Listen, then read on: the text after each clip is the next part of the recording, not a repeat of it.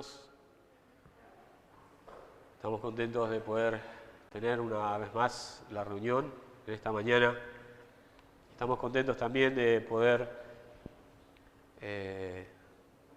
haber participado del campamento esta semana pasada y agradecemos que el Señor nos dio buenos días para disfrutar allí, pero sobre todas las cosas también una buena exposición de la palabra de Dios, y hemos sido exhortados, instruidos, enseñados por medio de ella, y damos gracias por todas las cosas allí, por la comunión entre los hermanos, por el tiempo libre, por la provisión de las cosas físicas, pero también por la provisión de su palabra.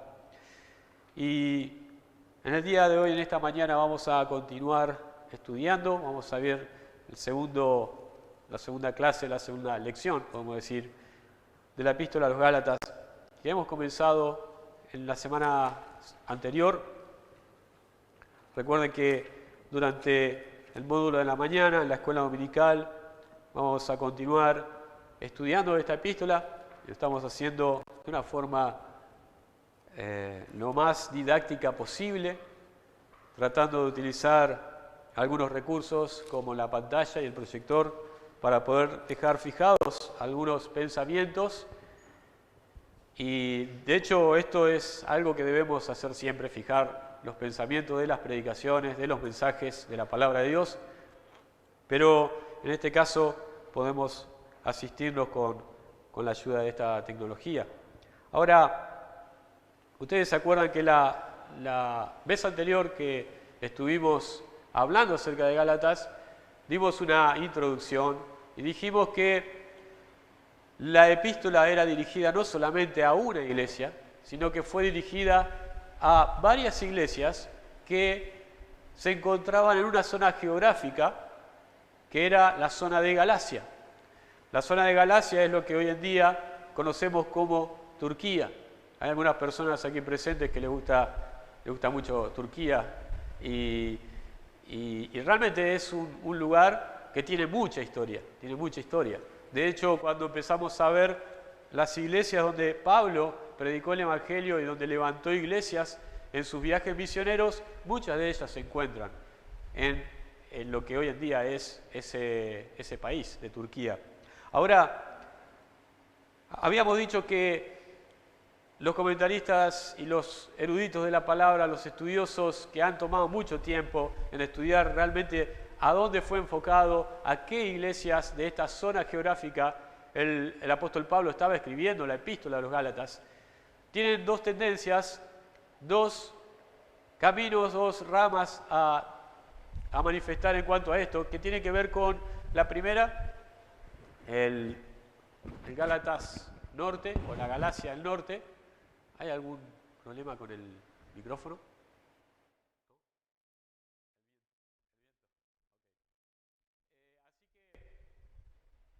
Así que vamos a bajarle un poquito.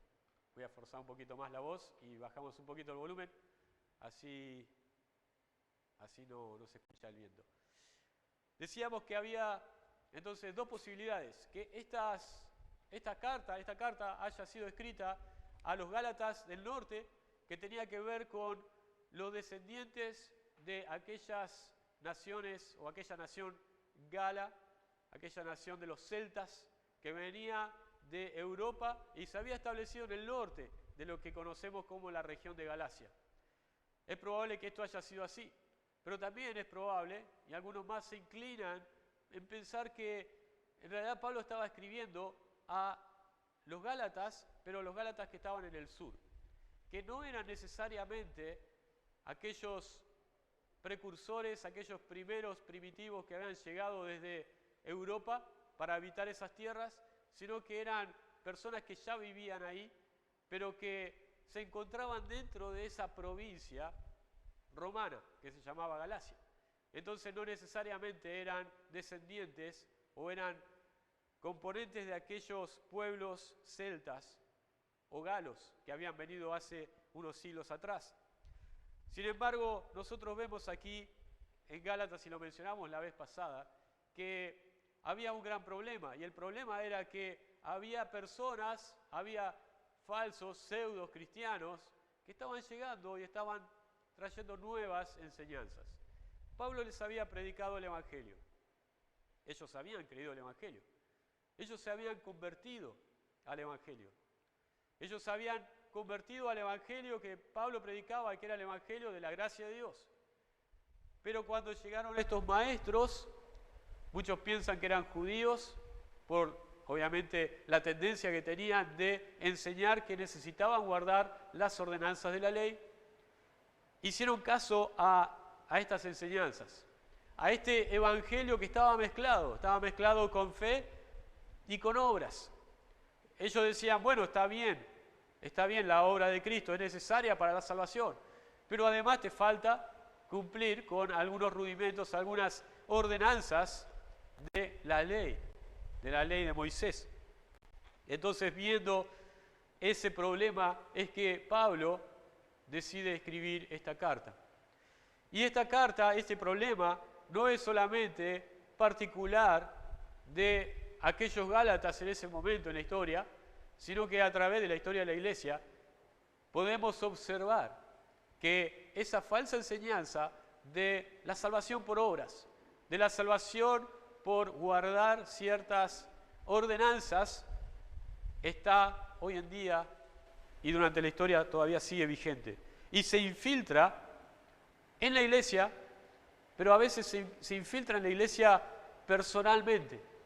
Las personas tienden a pensar, aún sin recibir esa enseñanza desde el púlpito, tienden a pensar que necesitan hacer algo más para colaborar con la salvación, para colaborar con la santificación, para colaborar con la justificación en sus vidas. Y ese es un error. Y en ese error entonces Pablo empieza a escribirle a ellos. Y lo que vamos a ver hoy, vimos la semana pasada el versículo 1, la salutación de Pablo, y lo vemos ahí reflejado en la primera pantalla. Dijimos que Pablo da una salutación en el versículo 1 hasta el versículo 5, y en el versículo 1 Pablo se presenta como apóstol, pero no comisionado por los hombres, sino comisionado por Jesucristo y por Dios el Padre. Dios le dio ese trabajo, Dios le dio a Pablo ese título. Dios le otorgó a Pablo el título de apóstol, no se lo dio él mismo, no se lo dieron ni siquiera a los hombres. O sea que lo que Pablo iba a enseñar, lo que Pablo iba a transmitir en esa epístola de los Gálatas, venía de boca y de la mente y del corazón de un verdadero apóstol. Porque esto estaba puesto en discusión, si Pablo realmente era apóstol o si Pablo era un impostor. Era alguien que se había colgado del apostolado y que realmente no era necesario seguir sus enseñanzas.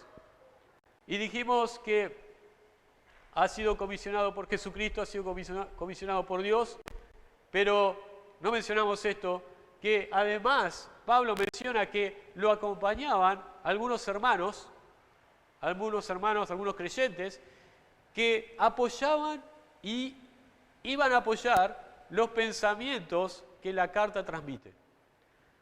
Pablo fundamenta y refuerza lo que él va a decir, primeramente diciendo yo soy un verdadero apóstol, y segundo, lo refuerza diciendo que hay hermanos que están con él y que saben lo que él va a escribir, y están de acuerdo con eso. Fíjense el versículo 2, dice, y todos los hermanos que están conmigo a las iglesias de Galacia. Había hermanos, Pablo siempre estaba rodeado de colaboradores. Tenemos a varios que conocemos, Timoteo, Silas, Bernabé. En esa época quizás Bernabé probablemente no estaba ya con Pablo, pero sí había varios colaboradores, pero también había hermanos. Había personas, el médico amado Lucas siempre estaba con él, a su lado, y había muchos creyentes maduros. Y estos creyentes que estaban acompañando en la escritura ahí, no era que ellos estaban escribiendo y dictándole a Pablo o diciéndole, Pablo pone esto otro. Pablo, de lo que le inspiró el Espíritu Santo, escribió la carta. Pero los hermanos maduros que estaban con él estaban de acuerdo con lo que Pablo estaba escribiendo.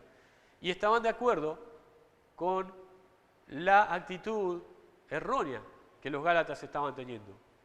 Era muy distinto pensar que Pablo en esta ocasión se había cortado solo y él estaba teniendo un pensamiento en cuanto a los gálatas, en cómo se estaban manejando ellos, en lo que estaban creyendo, y que él dijo, bueno, voy a escribir una carta. Y los hermanos estaban en desacuerdo. No, Pablo, mirá, a nosotros nos parece que los gálatas se están manejando bien, que los gálatas en realidad están viviendo en un seguimiento de la ley y es correcto. No estaban diciendo eso, sino que estaban apoyando el pensamiento de Pablo. Por eso es tan importante ese versículo 2 también.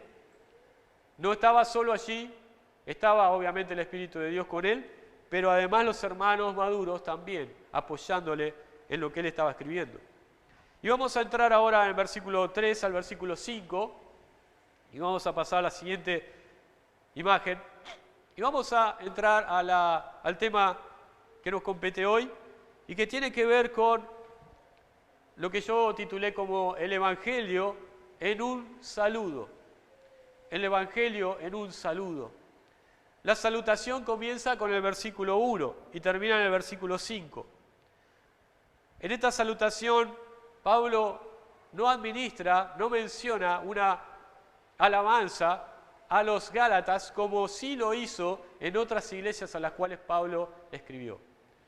La salutación se restringe solamente a lo que hoy vamos a ver como la presentación del verdadero evangelio, el cual, del versículo 6 en adelante, Pablo dice que ellos se apartaron rápidamente de ese verdadero evangelio. Por eso el saludo tiene un contenido cristiano muy pesado, muy específico, muy grande. Vamos a leer versículo 1 hasta el versículo 5 y luego vamos a entrar al estudio de este saludo. Pablo, apóstol, no de hombre ni por hombre, sino por Jesucristo y por Dios el Padre, que lo resucitó de los muertos. Y todos los hermanos que están conmigo, a las iglesias de Galacia. Gracia y paz sean a vosotros, de Dios el Padre y de nuestro Señor Jesucristo, el cual se dio a sí mismo por nuestros pecados para librarnos del presente siglo malo, conforme a la voluntad de nuestro Dios y Padre, a quien sea la gloria por los siglos de los siglos. Amén. Tenemos aquí entonces un saludo y tenemos un saludo con un contenido evangélico. El saludo, el evangelio en un saludo. ¿Cómo saludamos nosotros hoy en día? ¿Cómo se saludan cuando se encuentran con alguien? Bueno, el saludo hoy en día es un saludo muy corto, ¿no? No necesita ser muy largo, quizás afectuoso para con los hermanos en Cristo. Realmente utilizamos un beso, utilizamos un abrazo, utilizamos palabras de afecto. El saludo es algo importante. Es más, cuando nosotros conocemos a una persona, nos cruzamos con alguien que conocemos, y cuando nos saludamos, ¿qué es lo que solemos pensar? ¿O qué es lo que piensa la otra persona? Que realmente no es cordial, que realmente no es educado. ¿Y qué es lo que nosotros enseñamos a los niños, generalmente, cuando son pequeños? Que saluden a las personas, que saluden a los mayores. Y muchas veces estamos luchando con eso porque los niños a veces son muy vergonzosos, a veces hasta un poco rebeldes a nuestra enseñanza. Nosotros lo hemos sido cuando éramos pequeños también. Y niegan a veces el saludo a las personas. El saludo, algunas de las cosas que tienen que ver con eso, el saludo siempre ha sido una norma de convivencia social. Es importante porque da muestras de respeto, de cariño y atención a los demás. El saludo era algo importante, no solamente en ese momento, sino también hoy en día. Ahora, nosotros no saludaríamos de la forma en que Pablo saludó a los gálatas. No lo usamos así. Cuando nos encontramos con una persona, en nuestro saludo no le predicamos el Evangelio. ¿Es así? Realmente le damos la mano, le damos un beso, o no tenemos ningún contacto físico, pero le decimos, hola, ¿qué tal? Buen día, ¿cómo está? Pero no entramos a una profundidad de empezar a decirles cómo es el Evangelio. No predicamos el Evangelio del saludo. Pero Pablo, en estos 3 versículos, hace mención del Evangelio, del verdadero Evangelio. ¿Por qué? ¿Por qué es tan importante esto? ¿Por qué Pablo utilizó este saludo específicamente? Y es un saludo que era, en cierta forma, común al saludo de todas las iglesias que él escribía, pero en este caso tenía una carga mayor del Evangelio verdadero. ¿Por qué? Porque, como dije anteriormente, del versículo 6 en adelante, Pablo demuestra que ellos habían abandonado gradualmente y rápidamente el verdadero Evangelio. Por eso es que Pablo utiliza este saludo, que es un saludo cristiano distintivo de gracia y paz, y guardaba este significado especial del verdadero Evangelio. Ahora, vamos a ver el versículo 3, para ver cuál es la primera frase que utiliza en este saludo. ¿Lo ven ahí? Pablo envía sus saludos y lo primero que menciona es la bendición de gracia y paz proviene del Padre y de Jesucristo. La bendición de gracia y paz proviene, y pongo la palabra proviene en amarillo y distintivo, porque proviene del Padre y de Jesucristo. No proviene de otra persona o cosa, la gracia y la paz. Y ahora vamos a ver qué es la gracia y la paz, ¿no? Y seguramente ustedes tienen algún pensamiento en cuanto a eso. Pero Pablo aprovecha a decir, gracia y paz sean a vosotros. No era un saludo que solamente había utilizado para ellos. Fíjense en Romanos, volvemos un poquito para atrás en su Biblia, dejen su dedo en Gálatas, Romanos capítulo 1, versículo 7. Pablo en su saludo a los romanos, en la carta que él escribió a los romanos, le dice, a todos los que estáis en Roma, amados de Dios, llamados a ser santos, gracia y paz a vosotros, de Dios nuestro Padre y del Señor Jesucristo. Otra vez, la misma frase. Si vamos a 1 Corintios, ocurre algo parecido. 1 Corintios capítulo 1, versículo 3. Dice, gracia y paz a vosotros, de Dios nuestro Padre y del Señor Jesucristo. Si nosotros empezamos a ver cada una de las epístolas de Pablo, que él escribió, a las iglesias, vemos este saludo. Gracia y paz a vosotros. Está incluido en todos los saludos a las iglesias. Pero también está incluido en las cartas que Pablo le envió a personas en particular. ¿Cuáles son esas cartas? ¿Alguno de ustedes me puede decir qué cartas Pablo escribió solamente a una persona y no a una iglesia? Timoteo, 1 y 2 Timoteo, Tito y Filemón. ¿Sí? Filemón tiene el nombre de una sola persona, pero Filemón fue escrita a Filemón y también a un grupo de hermanos que estaban en la casa de Filemón, que se reunían como iglesia en la casa de Filemón. O sea que la carta de Filemón, que es muy corta, fue escrita y fue leída no solamente por Filemón, sino también por la iglesia que estaba allí. Entonces, ¿qué quiero decir con esto? ¿Y qué relación tiene una cosa con la otra? Que cuando Pablo escribe a iglesias, a grupos, menciona gracia y paz. Cuando escribe a personas, escribe gracia, misericordia y paz. Agrega la palabra misericordia. Y no es el tema aquí, sabe por qué hace esto Pablo, pero hace esa distinción.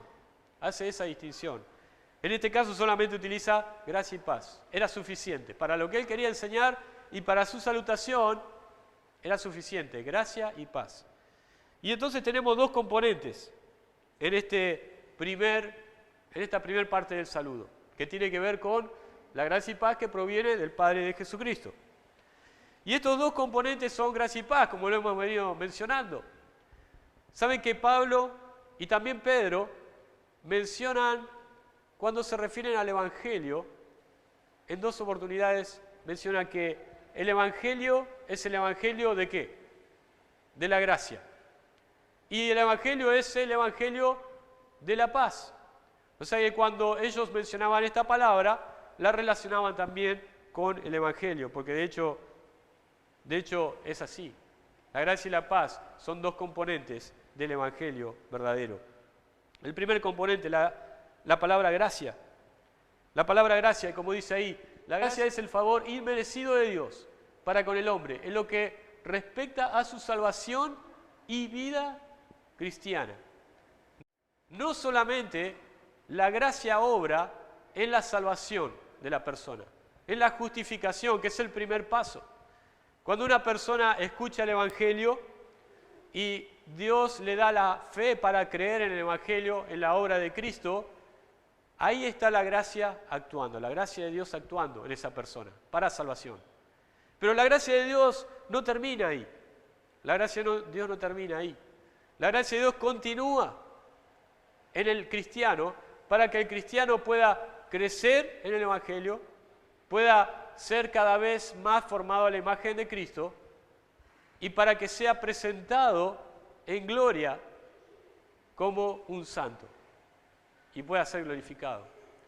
La gracia de Dios es el favor, es el regalo inmerecido de Dios para con el hombre, en lo que respecta a su salvación o justificación y en su vida cristiana diaria. Y tenemos algunas cosas que decir en cuanto a esto, en cuanto a la gracia. Hay que enfatizar primeramente que todo lo que pertenece a la salvación del hombre procede de Dios. No hay nada que nosotros como hombres podamos hacer para ser salvos aparte de lo que Dios ya hizo en Cristo. Nosotros no podemos agregar a los méritos de la salvación, no podemos agregar al esfuerzo en la salvación, porque Dios ya lo hizo todo. Y vamos a ver en el versículo siguiente cómo lo hizo. Pero en el Antiguo Testamento vemos dos versículos, y hay uno más, pero aquí tengo dos escritos, que dicen que la salvación es de Jehová. No hay ningún partícipe ahí. Ni siquiera Moisés, que otorgó, que trajo las tablas de la ley, no está mencionado en la salvación. No está mencionado Elías, no está mencionado David, que era un hombre conforme al corazón de Dios. No está mencionado el profeta Isaías, el profeta Jeremías, grandes hombres de Dios. La salvación es de Jehová, solamente de Él. Y por eso la palabra gracia tiene que ver con la salvación, porque no es algo que nosotros podamos hacer, sino es algo que Dios ya hizo y que nos da a nosotros gratuitamente. Tanto la provisión del Salvador, en Juan 3:16 dice, de tal manera amó Dios al mundo que ha dado a su Hijo unigénito para que sea aquel sustituto. Tanto la provisión del Salvador como la ejecución de ese sacrificio y el posterior llamamiento y glorificación de los salvados son por la gracia de Dios. Cada uno de los pasos de la salvación son por la gracia de Dios. La gracia, en lugar de pedir al hombre que haga, muestra lo que Dios ha hecho e invita a los hombres a recibir la salvación como un don gratuito. La gracia no manda al hombre a hacer algo, sino que manda al hombre a ver algo que Dios ya hizo y a creer y a recibir eso que Dios ya hizo en Cristo. La salvación que tú tienes, ¿se basa en la gracia o se basa en las obras?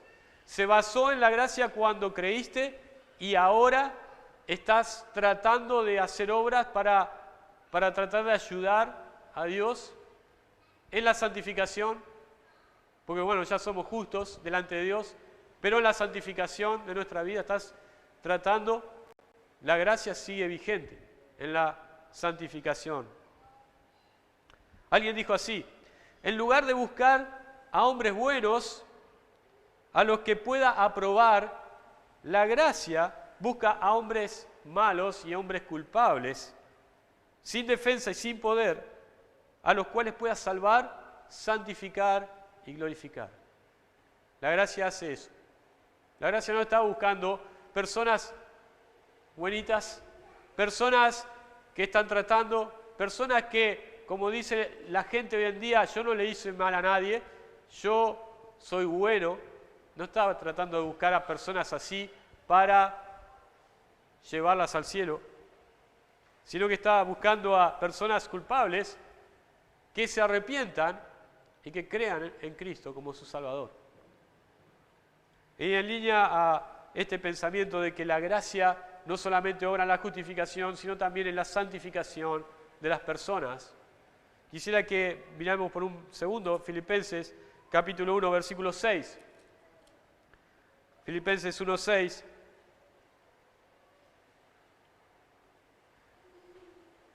Dice, versículo 5 dice: por vuestra comunión en el Evangelio, desde el primer día hasta ahora. Pablo está agradecido por la conducta de los creyentes en Filipos.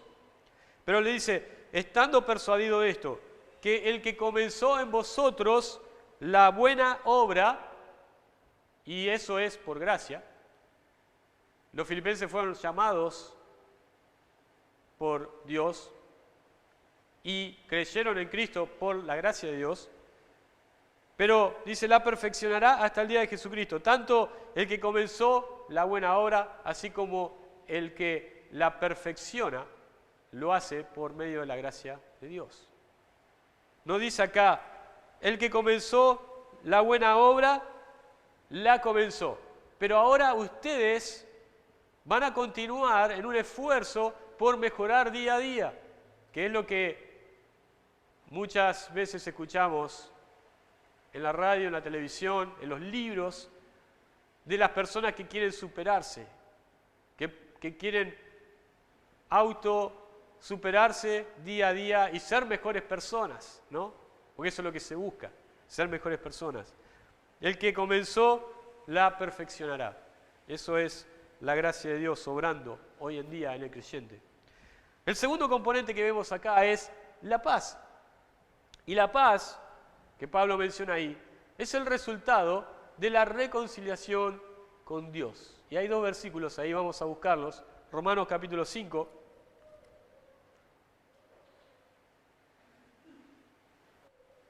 Versículo 1, primero.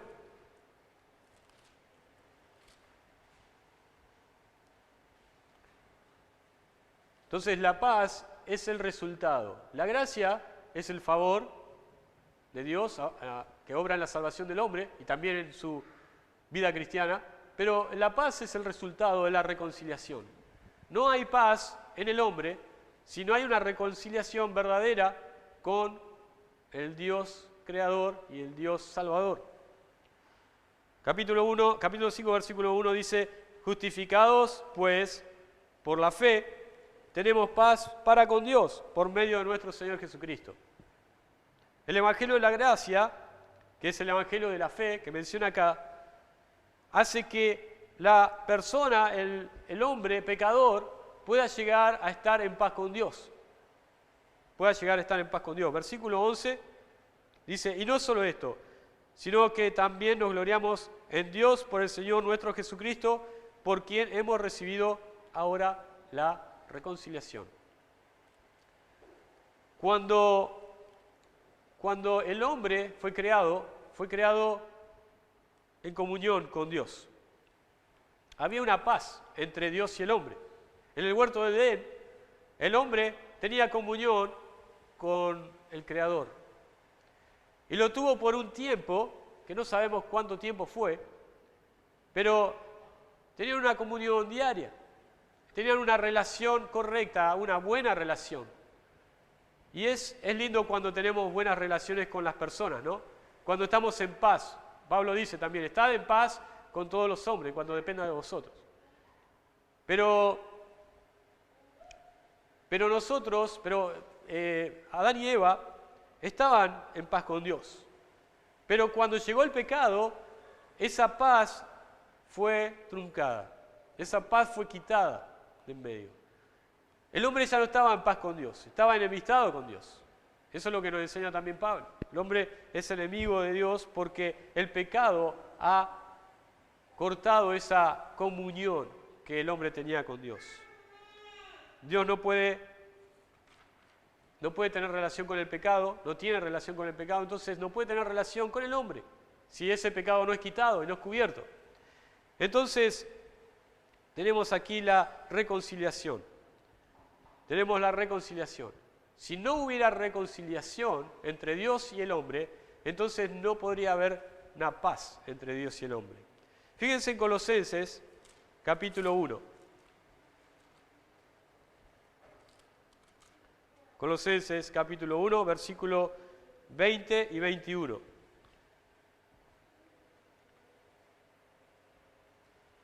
Dice, y por medio de Él, está hablando acerca del Señor Jesucristo, por medio de Él reconciliar consigo todas las cosas, así las que están en la tierra como las que están en los cielos, haciendo la paz mediante la sangre de su cruz. Y a vosotros también, que erais en otro tiempo extraños y enemigos en vuestra mente, haciendo malas obras, ahora os ha reconciliado. Versículo 22 dice, en su cuerpo por medio de la muerte.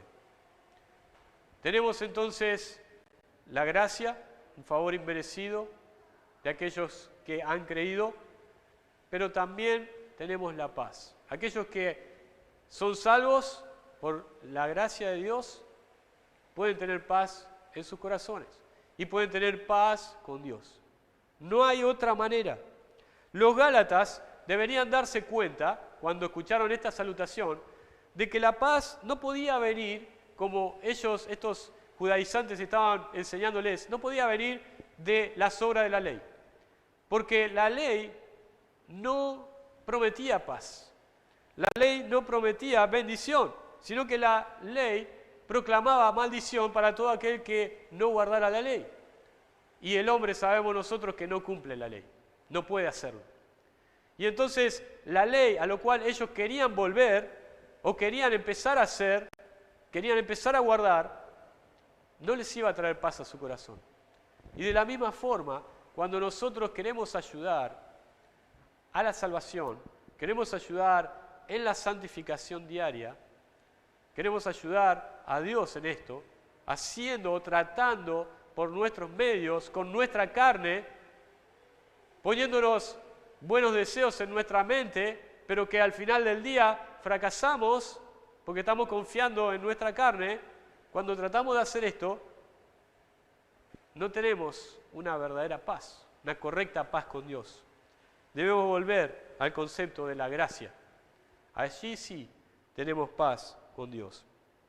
Hay un himno, quisiera leer solamente un par de estrofas, creo que es el 133, sí. El himno número 133 que nosotros cantamos, generalmente los domingos a la noche, es Paz con Dios, busque ganarla. Y el escritor habla acerca de su experiencia.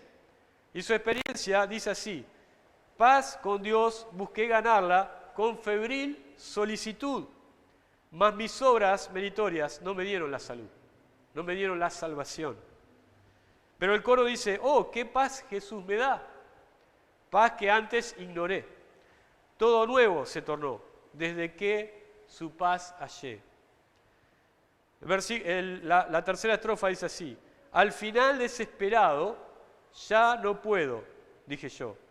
Y del cielo oí respuesta, todo hecho ya quedó. Esa es la gracia de Dios. Pero no puede haber paz. Y el hombre busca la paz, el hombre busca tener paz en su interior, el hombre busca estar en paz consigo mismo, es lo que hoy en día se predica muchas veces. Pero no hay paz si no hay primero la gracia de Dios.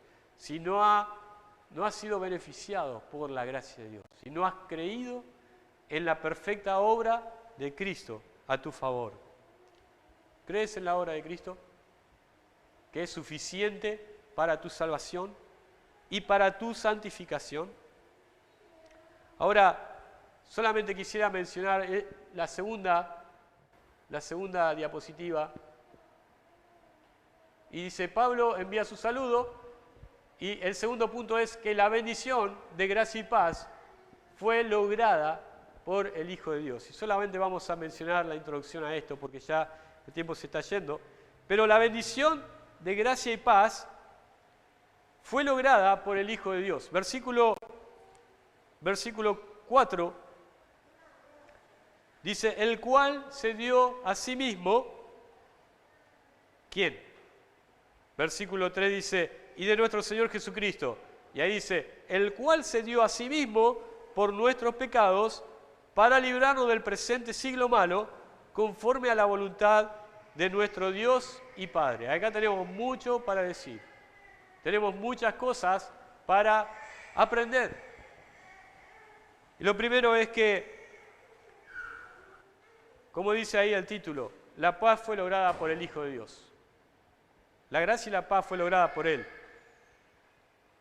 No hay nada más que intervenga.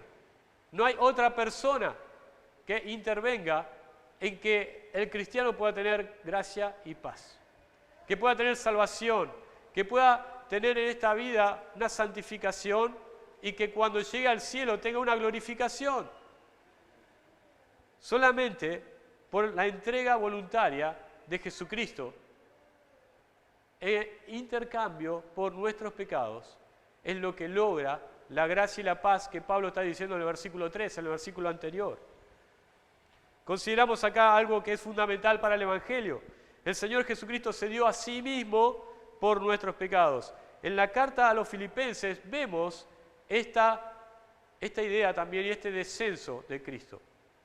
Porque el sacrificio de Cristo fue algo voluntario de Él. Si bien estuvo dentro de la voluntad de Dios el Padre, como acá lo menciona, y como leemos en varios versículos en la Escritura, en el Nuevo Testamento, Cristo se entregó a sí mismo y demostró su amor para con el pecador, para con nosotros, entregándose voluntariamente a la peor de las muertes que podía haber.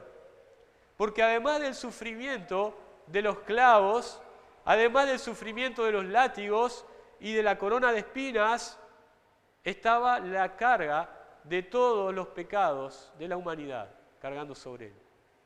Pero Él, cuando estaba en Getsemaní y dijo, Padre, si quieres pasa de mí esta copa, pero no se haga mi voluntad sino la tuya, Él estaba diciendo, yo voy voluntariamente a ese lugar. Y voy voluntariamente a ese lugar, ¿por qué? Dice, por nuestros pecados. O sea, ¿quién los llevó allá? Nuestros pecados. Lo que nosotros hicimos en nuestra vida pasada y aún todavía nos queda esa resaca de pecados. Por los pecados de toda la humanidad. Los pecados fueron lo que los llevaron, los pecados del hombre los llevaron a ese lugar. Era necesario que Cristo vaya a la cruz, porque si Cristo no iba a la cruz, no iba a haber intercambio por ese pecado. Y el hombre iba a quedar en una condenación eterna y sin salvación. El cual se dio a sí mismo por nuestros pecados. ¿Para qué? Para librarnos de este presente siglo malo. Y eso vamos a ver, Dios mediante, la próxima vez. Pero quisiera mencionar esto. Es enfático el apóstol Pablo en este escrito, en esta carta, en cuanto a lo que viene diciendo aquí, que Cristo se entregó a sí mismo. Porque en Gálatas 2:20 dice así, si quieren leerlo, con Cristo estoy juntamente crucificado, y ya no vivo yo, mas vive Cristo en mí. Y lo que ahora vivo en la carne, lo vivo en la fe del Hijo de Dios, el cual me amó y se entregó a sí mismo por mí. Se entregó Él. No hubo necesidad de que alguien lo lleve allá. No fue obligado, fue por su voluntad. Como dije en Filipenses 2, 5 al 8, dice, este sentir que hubo en Cristo Jesús. Él tuvo ese sentir, ese pensar, ese deseo de descender al mundo. Y dice, se despojó a sí mismo. Él se despojó a sí mismo. No hubo alguien que lo despojó, o no hubo alguien que lo obligó a despojarse. Él lo hizo por sí mismo. Y se humilló a sí mismo. Él se humilló a sí mismo. Él dejó el cielo, Él vino a la tierra, Él se despojó de toda su gloria, Él se humilló hasta la muerte y muerte de cruz por nosotros, por nuestros pecados, y para librarnos del presente siglo malo. Alguien dijo así, el corazón del Evangelio es el sacrificio voluntario de Cristo, que hizo de sí mismo por nuestros pecados.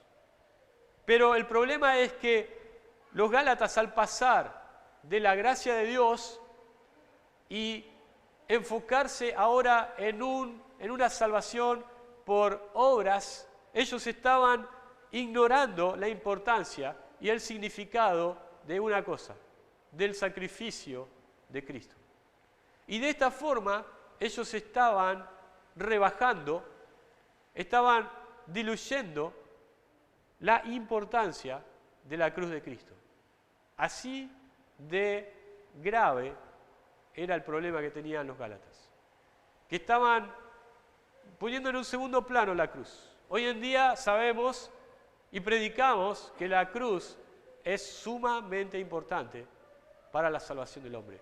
Y los Gálatas se estaban desviando hacia un evangelio por obras, hacia un mérito propio, y de esa forma no solamente estaban viviendo fuera de la gracia y estaban viviendo sin paz en su corazón y con preocupaciones, sino que también estaban diciéndole a Cristo, la obra que vos hiciste en la cruz no es tan importante. La obra que vos hiciste no alcanza.